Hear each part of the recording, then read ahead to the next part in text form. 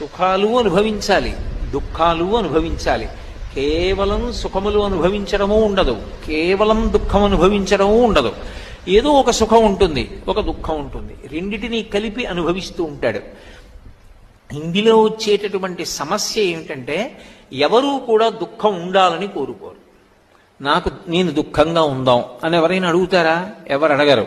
కానీ దుఃఖం లేకుండా ఉండగలడా? ఉండలేడు. మరి ఆ దుఃఖాన్ని పోగొట్టుకోవడానికి మార్గం ఏమైనా ఉంటుందా? ఒకటే ఒకటి ఉంటుంది. ఏమిటది అంటే, ఎవడు జ్ఞాపకం పెట్టుకుని దీనికి ఫలితాన్ని ఇస్తున్నాడో వాడే చేసిన తప్పుని కూడా క్షమించాలి. నేనెప్పుడో గత జన్మలలో చేసినటువంటి పాపాన్ని జ్ఞాపకం పెట్టుకుని ఇప్పుడు నాకు దుఃఖాన్ని ఇస్తున్నవాడెవరు? పరమేశ్వరుడు. ఆ పరమేశ్వరుడు నేను చేసినటువంటి తప్పుని క్షమించాడనుకోండి, క్షమిస్తే ఇక నాకు దుఃఖం ఉండదు. కాబట్టి లేనిది